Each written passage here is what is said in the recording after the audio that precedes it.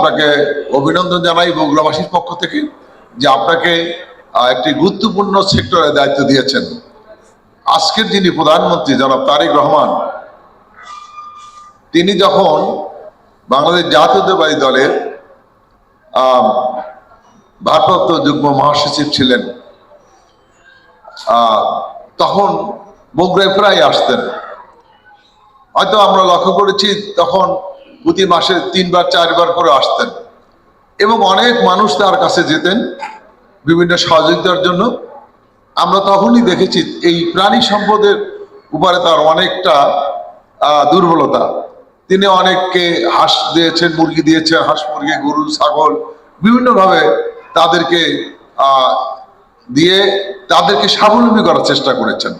কাজে আজকের মাননীয় প্রধানমন্ত্রী তার সেই দুর্বল যে জায়গাটা, যে প্রাণী সম্পদ, সেটিকে আপনার সেই মন্ত্রণ আপনাকে দায়িত্ব দিয়েছেন এই সেক্টরটাকে আরো আধুনিক এবং আরো এই সেক্টরকে আরো কর্মযোগ্য বাড়িয়ে একটি বাংলাদেশের আমিষ এবং আমাদের যে চাহিদা, সেই চাহিদা পূরণ যেন আমরা করতে পারি সেটি, এবং এটা পূরণ করে আমরা বিদেশে যেন রপ্তানি করতে পারি, সেই লক্ষ্য নিয়ে কাজ করবেন আমরা এটা আশা করছি।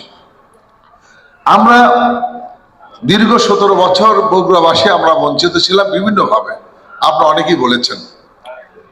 তার মধ্যে থেকে কিন্তু আমরা বগুড়াবাসী থেমে থাকিনি।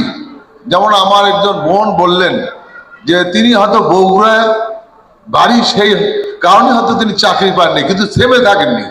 তিনি নিজের পায়ে দাঁড়ানোর লক্ষ্যেই তিনি তার স্মার্টফোনটি বিক্রি করে 1 কেজি মাংস দিয়ে আচার বিক্রি যে উদ্যোক্তা উনি হয়েছিলেন, তার মধ্যে যে স্পিড কাজ করেছিল, সেই স্পিডের মধ্যে দিয়ে আজকে তিনি একজন স্বাবলম্বী, একজন উদ্যোক্তা হিসেবে তিনি নিজেকে প্রতিষ্ঠিত করতে পেরেছেন। সেই জন্য আমরা বগুড়াবাসী তার সাথে আমরা গর্বিত। আমরা আরেকজন হোসনে আরাকে আমরা পেয়েছি, আমরা মনে করি উনি আরেকজন হোসনে আরা এই বগুড়াকে রিপ্রেজেন্ট করছে বাংলাদেশের মানুষ তার এবং তথা বিশ্বের মানুষের কাছে। আমরা অনেক জিনিস নিয়ে আমরা গর্ব করতে পারি। আমরা একজন বক্তা বলেছেন যে, প্রথম যিনি বক্তা তিনি বলেছেন যে বগুড়ার কথা আসলেই দইয়ের কথা আসে, কিন্তু দই যে প্রোডাক্টটা হয় সেটি কিন্তু এই আমাদের যে প্রাণী, সেই গরু, ছাগল, এটার মাধ্যমেই তো আমরা সেই দুধটা পেয়ে থাকি। তো সেটি আমাদের এখানে আমরা মনে করি যে চাহিদা, আমাদের যে উৎপাদন, সে উৎপাদনের সক্ষমতা আছে বলেই কিন্তু আমরা এই দইটা শুধু বগুড়া না, সারা বাংলাদেশে আমরা এখান থেকে আমরা বিভিন্নভাবে আমরা সেটা বাজারজাত করে থাকি। তো আজকে দই কিন্তু বাংলাদেশে একটা বিদেশেও যাচ্ছে এবং একটা জিও প্রোডাক্ট, এটি গভর্নমেন্টের স্বীকৃত এবং আন্তর্জাতিক স্বীকৃত আমাদের এই দইটা।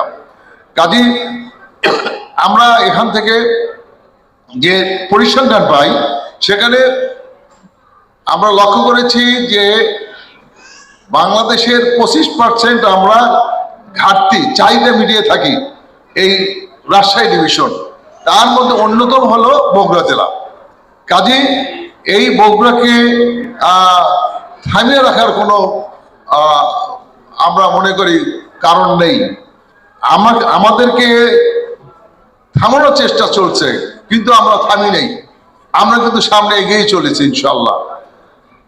আমরা এখানে শুধু আমরা এই প্রাণী সম্পদের কথা বলবো না, আমাদের এখানে অনেক কিছু সম্ভাবনা হয় জেলায় বগুড়া। আপনার লাইট ইঞ্জিনিয়ারিং কথা যদি বলেন, সেটা তো আমরা অনেক এগিয়ে আছি। ফাউন্ডারির কথা যদি বলেন, এবং এই কৃষি পণ্য যেটা আপনার সেই কৃষি পণ্য প্রোডাকশনের যে ম্যাটেরিয়ালস গুলো, সেও কিন্তু বগুড়ায় আমরা এখান থেকে বাংলাদেশে সাপ্লাই করে থাকেন। এবং শুধু বাংলাদেশ না, বাংলাদেশের বাইরেও সেই প্রোডাক্টগুলো আমরা এখান থেকে আমরা এক্সপোর্ট করে থাকি। তো কাজী বগুড়া ভৌগোলিক এবং রাজনৈতিক অর্থনৈতিক সব দিক থেকেই বগুড়া উত্তরাঞ্চলের প্রাণ, কিন্তু বগুড়া উত্তরাঞ্চলের গেটওয়ে। আমরা আমাদের মাননীয় প্রধানমন্ত্রীকে ধন্যবাদ জানাবো, কৃতজ্ঞতা জানাবো যে অবশেষে আমরা বগুড়া পৌরসভাকে সিটি কর্পোরেশন পেয়েছি, যেটি আমাদের মাননীয় প্রধানমন্ত্রী জনাব তারেক রহমানের হাত ধরেই আমার গত 12 তারিখে সেটি উদ্বোধন হয়েছে এবং আমরা গেজেট পেয়েছি, হয় 2-3 দিন পূর্বে আমরা গেজেট আকারে সেটি পেয়েছি। তো আজকের এই বগুড়া পৌরসভা সিটি কর্পোরেশনের রূপান্তরিত হয়েছে। ইনশাল্লাহ আমরা এই বগুড়া একটা আন্তর্জাতিক এয়ারপোর্ট পাবো, যেটা আমরা এই 16টা জেলাকে কভার করবে। যে এখানে যে কার্গো বিমান, যে এখান থেকে যে উৎপাদিত প্রোডাক্টগুলো, সেই প্রোডাক্টগুলো যেন সরাসরি দেশের বাইরে যেতে পারে। এখানে আরো অনেক উদ্যোক্তা এইভাবে সৃষ্টি হবে, যারা আগে এখান থেকে ঢাকা যেতে হয় না, এখান থেকে চিটং যেতে হয়, যে সেখানে মালগুলো আমাদের এক্সপোর্ট করতে হয়। তো এখানে যদি আমাদের সেই কার্গো ব্যবস্থা থাকে এবং সেই ব্যবস্থার মাধ্যমে আমরা উত্তরাঞ্চলকে আমরা বাংলাদেশের একটা সম্ভাবনাময় আমরা দরজা আমরা উন্মুক্ত করতে পারবো, আমরা বিশ্বাস করি। আমাদের এখানে অনেকগুলো সমস্যা রয়েছে, যে সমস্যাগুলোর মধ্যে রয়েছে আমাদের প্রাণী সম্পদের কথা যদি বলি, যে আমিও একজন ক্ষুদ্র খামারি, আমার কিছুটা অভিজ্ঞতা রয়েছে। তো সেখানে আমরা দেখেছি যে এই মেডিসিনের একটা আমাদের প্রকট সমস্যা রয়েছে। মাঝে মাঝে মেডিসিন বাজারে পাওয়া যায় না, কিংবা অতিরিক্ত মূল্য দিয়ে বাজার থেকে কিনতে হয়। এটি একটি আমাদের অনেক সমস্যা। আমাদের এই চিন্তা করতে হবে, আমাদের প্রশিক্ষণপ্রাপ্ত কর্মী নেই। এখানে প্রশিক্ষণপ্রাপ্ত কর্মী না থাকায় অনেক সময় খামারিরা কর্মীর অভাবে এই খামার বন্ধ করে দিতে হয়। তো এইখানে আমাদের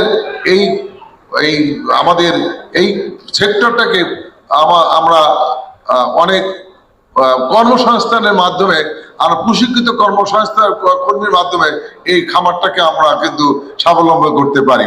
এই ব্যাপারে আমাদের এখানে ট্রেনিং এর কোনো ব্যবস্থা করা যায় কিনা, এটি আমাদের দেখতে হবে।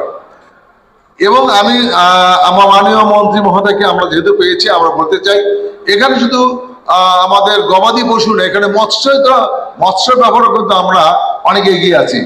আদমদিঘি এলাকাটা আপনারা যদি দেখেন, সেখানে কিন্তু আমাদের এই আদমদিঘি থেকে প্রচুর মাছ এখানে চাষ করা হয় এবং এখান থেকে বাংলাদেশের বিভিন্ন জায়গায় এই মাছটা বাজারজাত করা হয় এবং এখানে কিন্তু পোনা উৎপাদন করা হয়। তো এই ব্যাপারেও আমাদেরকে তাদেরকে আমরা উৎসাহ দিতে পারি এবং সেই হিসাবে আমি অনুরোধ করব, এখানে মৎস্য গবাদি পশু এইখানে বিশেষ কোনো প্রকল্প নেওয়া যায় কিনা।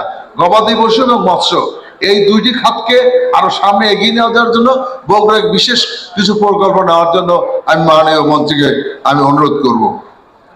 আমাদের এখানে যে আমরা 16টা হাঁসটা যেটা এটা আমরা করেছি, আমি যখন বগুড়া পৌরসভা মেয়র ছিলাম তখন এই প্রজেক্টটি আমি হাতে নিয়েছিলাম।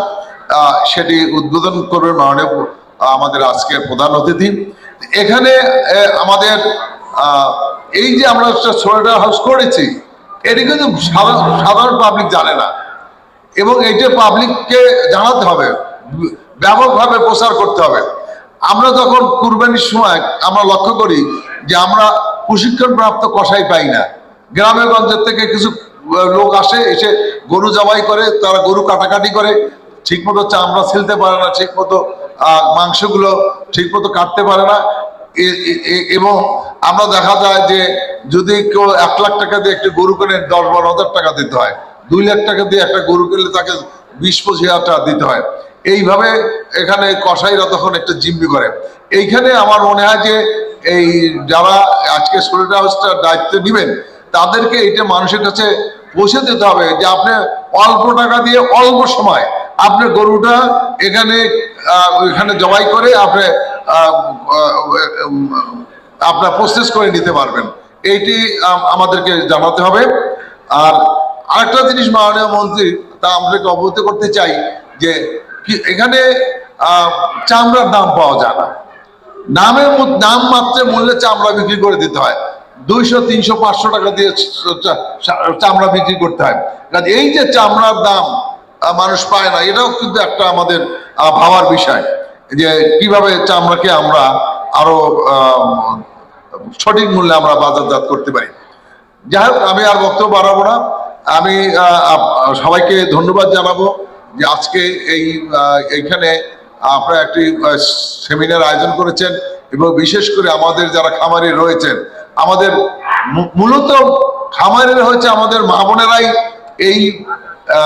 এই সেক্টরটা মা বোনেরাই বেশি পরিচর্যা করে থাকেন, এবং তারাই বেশি উদ্যোগী ভূমিকা পালন করেন।